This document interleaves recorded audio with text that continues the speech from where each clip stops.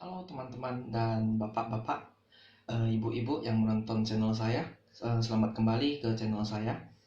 Hari ini agak berbeda, bukan tentang vlog, tapi saya ingin mengerjakan salah satu tugas dari universitas yang telah diberikan kepada saya sebagai tanggung jawab saya. Perkenalkan, nama saya adalah Wiki Kurniawan. Saya dari program studi manajemen 2018. Kali ini saya akan menampilkan salah satu analisis laporan keuangan, yaitu adalah PT Sari Melati Kencana Terbuka. Adalah yang paling terkenal adalah Pizza Hut, yang dimana Pizza Hut ini sudah sangat terkenal di seluruh dunia dengan waralaba yang terbagus ya di Indonesia. Di awalnya itu adalah dari United States of America. Jadi tidak lupa saya mengucapkan salam kepada Pak Agung selaku dosen akuntansi yang membimbing saya di manajemen. Nah, kali ini Bapak Agung memberikan saya tugas analisis laporan keuangan tahun 2018 dan 2017. Dan saya memilih PT Sari Melati Kencana Terbuka, yaitu adalah perusahaan Pizza Hut. Kita langsung saja menuju profil perusahaan. Oke, kembali lagi. Jadi di sini kita akan membahas tentang profil Sari Melati Kencana Terbuka, yaitu adalah salah satu perusahaan Pizza Hut di mana didirikan pada tanggal 16 Desember 1987 di Indonesia sebagai salah satu waraba yang pertama di Jakarta. Jadi di sini perusahaan ini didirikan pada tanggal 16 Desember 1987 berdasarkan Akta Pendirian nomor 132, dibuat di depan hadapan Leike Lian Devi Tuggali SH Notaris di Jakarta tepatnya, yang telah disetujui oleh Menteri Kehakiman berdasarkan surat keputusan nomor C24573 HT 0101 TH88 pada tanggal 25 Mei 1988. Itu tanggal resminya, dan telah terdaftar dalam buku register Pengadilan Negeri Jakarta Pusat berdasarkan nomor 1 pada 1979 atau 1988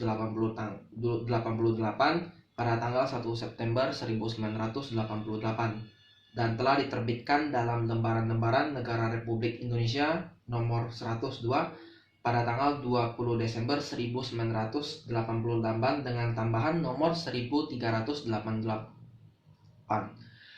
Kemudian seperti kita ketahui, Pizza Hut ini adalah restoran rantai internasional dan waralaba dari Amerika Serikat tepatnya, yang didirikan pada tahun 1958 oleh Dan Kearney dan Frank Carney. Pizza Hut terkenal dengan menu-menu Italia Amerika, yaitu ya seperti namanya adalah pizza, dan dia menyediakan berbagai macam menu seperti spaghetti dan lain-lainnya, pasta juga, kemudian minuman-minuman yang terkenal di Italia dan Amerika juga.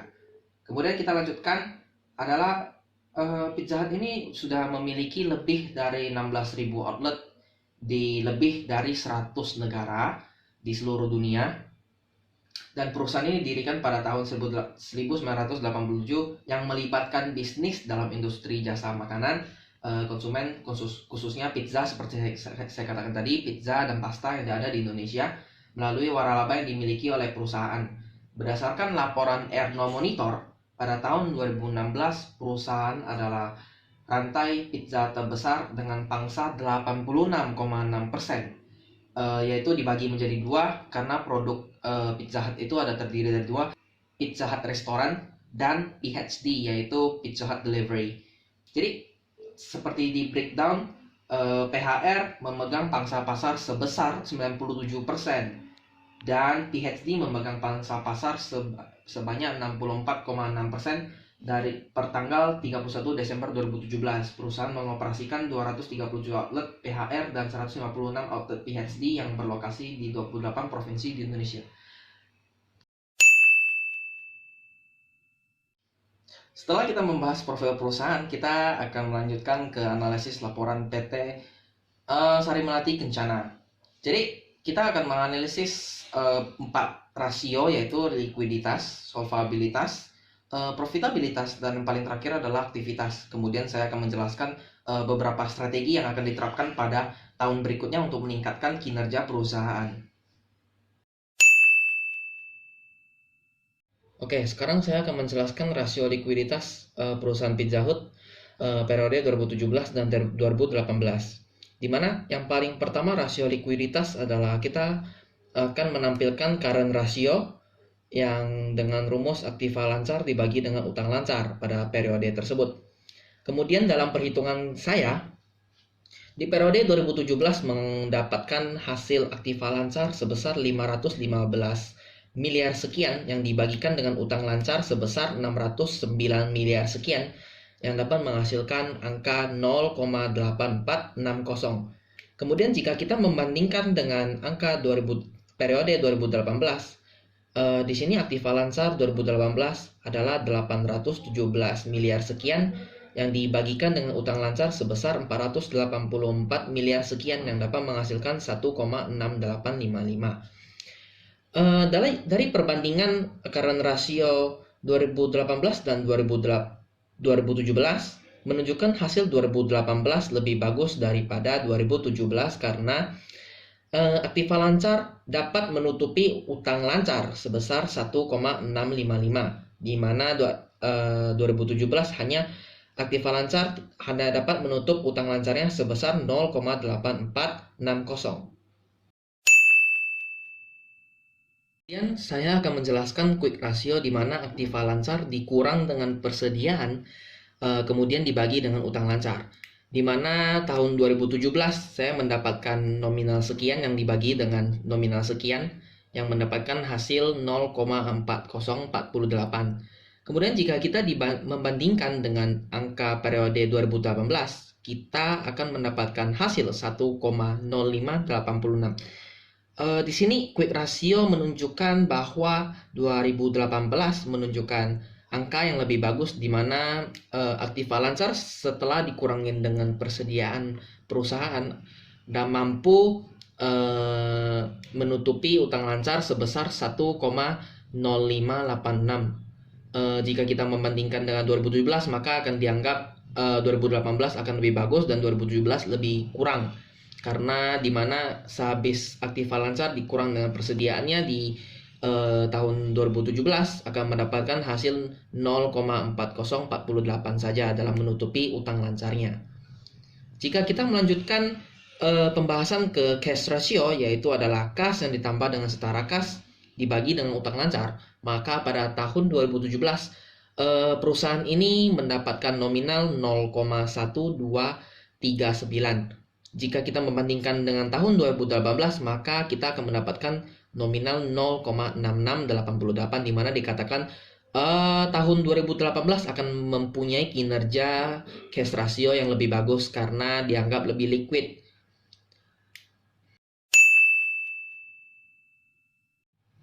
Setelah menjelaskan rasio likuiditas, saya akan menjelaskan rasio solvabilitas pada tahun 2017 dan 2018. Nah, rasio solvabilitas ini dengan definisinya, ini rasio solvabilitas menunjukkan kemampuan perusahaan untuk memenuhi kewajiban jangka panjang dan jangka pendeknya.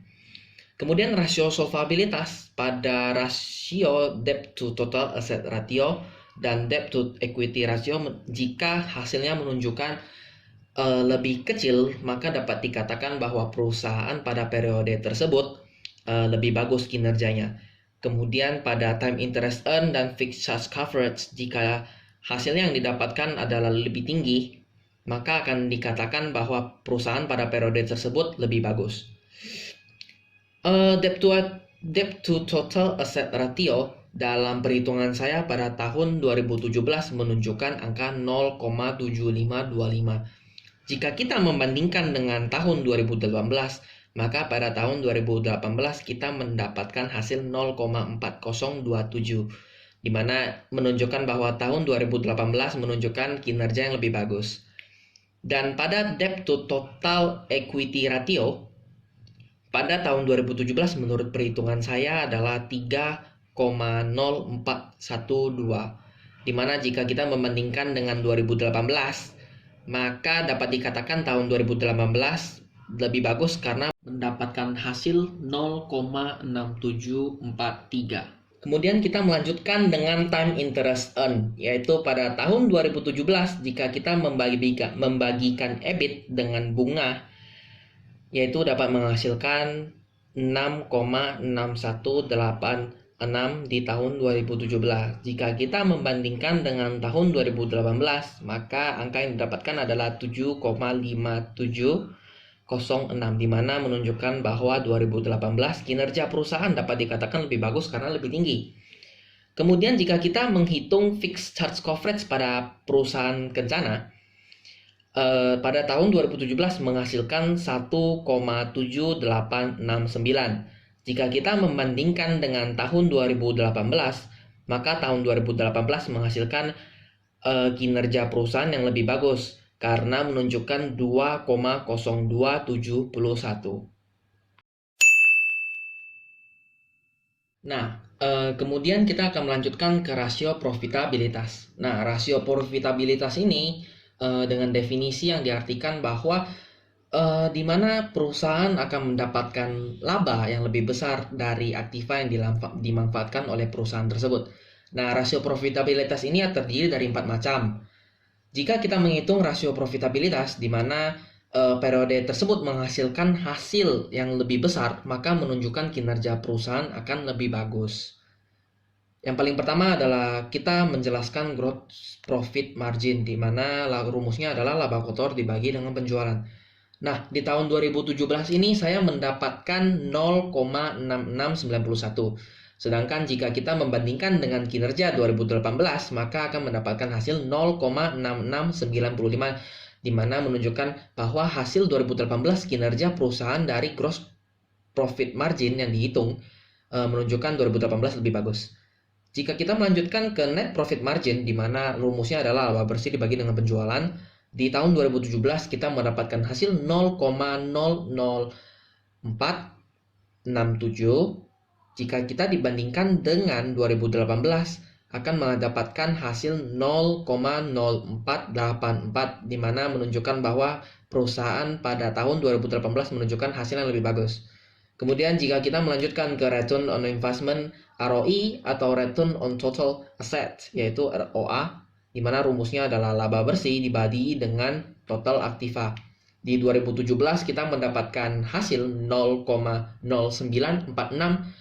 Jika kita membandingkan dengan tahun 2018, maka kinerja 2017 lebih bagus karena 2018 menunjukkan hasil yang lebih kecil karena menunjukkan 0,0853. Di rasio profitabilitas paling terakhir, yaitu return on equity, dengan rumus laba bersih dibagi dengan modal sendiri, menunjukkan angka di 2017 0,3823, di mana dapat dikatakan lebih baik dari 2018, yaitu 2018 menghasilkan 0,1428. Di rasio aktivitas yang paling terakhir dari rasio analisis laporan keuangan, saya akan menjelaskan terlebih dahulu rasio aktivitas adalah apa. Definisi dari rasio aktivitas adalah perusahaan dalam mengukur kinerja aktivanya, apakah lebih produktif atau tidak produktif. Nah, di rasio aktivitas yang paling terakhir ini menunjukkan bahwa ada 4 rasio, yaitu yang paling pertama adalah asset turnover, yaitu penjualan dibagi dengan total aset, di mana di tahun 2017 menunjukkan angka 2,0261, dan dibandingkan dengan 2018 1,7604. Dapat dikatakan bahwa tahun 2017 angka yang dihasilkan akan lebih bagus karena lebih tinggi, dan dapat dikatakan bahwa lebih produktif pada tahun 2017 perusahaan tersebut. Yang kedua adalah working capital turnover, di mana penjualan dibagi dengan modal kerja. Nah, jadi dalam perhitungan saya 2017 menghasilkan hasil min 32,2630. Kemudian jika kita membandingkan dengan tahun 2018, dapat dikatakan bahwa tahun 2017 lebih produktif karena hasil yang didapatkan adalah 10,7557. dapat dikatakan lebih produktif di tahun 2018 perusahaan tersebut. Nah, jika kita membahas perputaran aktiva tetap, di mana rumusnya adalah penjualan dibagi dengan aktiva tetap, pada tahun 2017 dapat dikatakan hasilnya yang saya dapatkan adalah 4,4463. Jika kita membandingkan dengan 2018 4,1102, dapat dikatakan bahwa 2017 kinerja perusahaan dalam memperoleh aktivanya yang lebih produktif di tahun 2017. Kemudian pada paling terakhir perputaran persediaan, di mana rumusnya adalah penjualan dibagi dengan persediaan. Di tahun 2017 menunjukkan angka 11 kali. Jika dibandingkan dengan angka 2018, maka dapat disebutkan rasio aktivitas perputaran persediaan 2018 dapat dikatakan lebih bagus karena menghasilkan angka yang lebih besar, yaitu 12 kali. Nah, dalam kesimpulan yang saya tampilkan di slide adalah growth, yaitu adalah peningkatan kinerja perusahaan. Jadi kita dapat menghasilkan sebuah kesimpulan di mana angka yang ditunjukkan oleh tahun 2018 dapat dikatakan lebih banyak yang bagus dari perbandingan keempat rasio tersebut, di mana rasio tersebut ada likuiditas yaitu yang lebih dominan 2018, di profitabilitas juga 2018 yang lebih dominan, kemudian di solvabilitas 2018 juga lebih dominan. Namun ada beberapa di rasio aktivitas menunjukkan bahwa 2018 netral dengan tahun 2017 kinerja perusahaan dalam produktivitas aktivanya. Kemudian jika kita menjelaskan tentang strategi perusahaan yang akan diterapkan oleh perusahaan Pizza Hut, maka kita akan membahas salah satu strategi yang paling penting, yaitu adalah EVA. Bagaimana kita akan menghasilkan sebuah laba bersih berbeda dengan laba bersih. Jadi di EVA ini dapat dikatakan dengan economic value added. Ini sangat penting, yaitu di mana peningkatan EVA dapat dilakukan. Salah satu poin pertama adalah memperoleh lebih banyak laba tanpa menggunakan lebih banyak modal. Jadi yang paling pertama adalah kita harus meminimalisir modal yang ada, namun modal yang kecil tersebut dapat kita memainkan, maksudnya kita memutarkan uang tersebut untuk mendapatkan lebih banyak laba dari modal tersebut. Kemudian untuk strategi EVA di poin kedua adalah cara yang populer adalah memotong biaya, memangkas biaya maksudnya, bekerja dengan biaya produksi dan pemasaran yang lebih rendah. Jadi biaya pemasaran dan produksi itu kita pangkas. Apakah jika kita mendapatkan bahwa biaya tersebut tidak layak kita gunakan, maksud tidak layak itu adalah jika beban tersebut bisa saja dihilangkan oleh perusahaan dan tidak menimbulkan efek apa-apa untuk laba perusahaan, maka kita akan memangkas saja biaya tersebut untuk memperoleh margin laba yang lebih besar. Kemudian di poin nomor 3, kita dapat menaikkan EVA yaitu dengan memperoleh pengembalian atau return yang lebih tinggi daripada biaya modal atas investasi baru.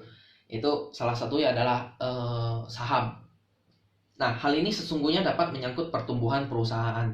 Jadi, di mana kita menjelaskan bahwa pengembalian return itu sangat penting untuk bagi investor karena dapat menyangkut pertumbuhan perusahaan, dan yang paling penting untuk investor adalah investor dapat menghasilkan laba atau return yang lebih besar untuk dirinya sendiri. Kemudian pada poin 4, hal ini dapat juga kita capai dengan meningkatkan perputaran aktiva. Jadi maksudnya itu berkaitan dengan bagian kedua, poin nomor 2, yaitu adalah perputaran aktiva, di mana yang lebih baik dengan cara meningkatkan volume penjualan. Jadi penjualannya itu ditingkatkan atau bekerja dengan aktiva yang lebih mudah, yaitu adalah lower asset. Oke, demikian dari saya. Pizza Hut Delivery siap untuk Anda, dan saya Wiki Kurniawan. Jangan lupa untuk subscribe channel saya, komen, dan di-share untuk kepada masyarakat setempat. Terima kasih.